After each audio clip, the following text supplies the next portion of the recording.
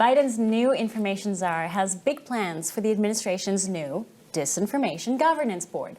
On a Zoom call, Nina Jankowicz explained that she thought certain people should have the power to edit tweets. But there are a lot of people who shouldn't be verified, who aren't, legit, in my opinion. I mean, they are real people, but they're not trustworthy. Anyway, so verified people can essentially start to edit Twitter the same sort of way that Wikipedia is, so they can add context to certain tweets. Can I just throw a feeling question out there? How do we feel about Nina Jankowicz leading a disinformation board? I know we've addressed this before, but how do we feel about that? It's an absolute disaster. Here's somebody who's eminently unqualified to fill the position. She's a militant political activist of the far left extreme. She's embarrassed herself. Go and look at her social media history, the various posts she's made. She's a comic book character. She's marginalized. I mean, she is the last person who should be put in charge of anything concerning content, validity, veracity. And the administration and the White House, they continue to double down, saying she is an objective, fully qualified individual to be the arbiter of truth. Because they don't care about the truth, okay? I mean, this is Orwellian insanity. This is somebody, people have joked and called it the Ministry of Truth, making reference to the 1984 book. It's exactly true.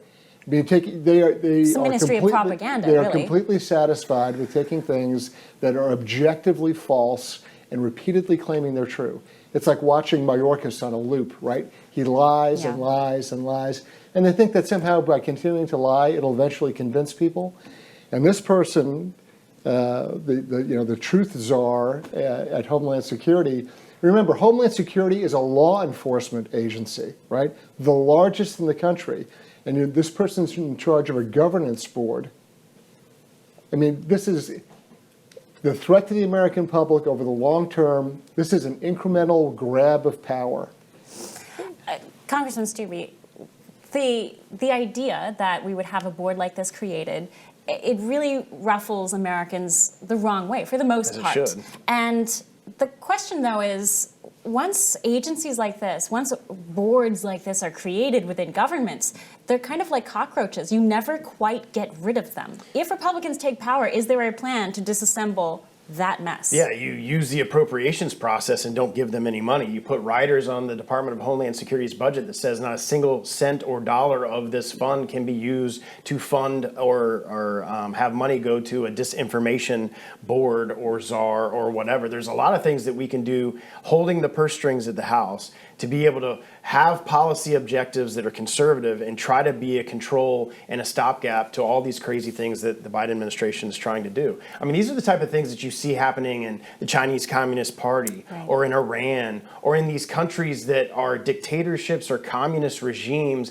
that are trying to control the information that their people have and don't have and try to have their own rhetoric, like we see happening in Russia today with the Ukraine war, as to what's really happening and not happening, and guiding their people with only certain information. It's not the type of things you see here in America where we have a First Amendment, and a lot of people should be very, very concerned about that. If I may, I actually just want to talk specifically about what she said and the ramifications of that. The ramifications are quite simple. There would be no accountability for a few choice amount of people that this editing feature would be granted to. Look, I work in the tech industry. I'm not going to come out and say that I'm against an editing feature on a social media platform.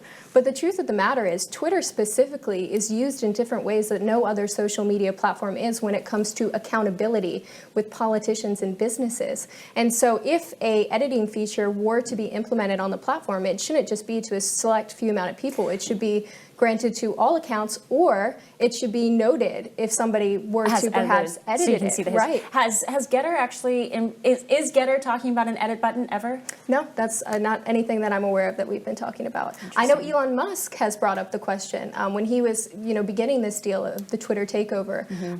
He broached the subject of should there be an editing feature on the platform, but. Very interesting. Of course.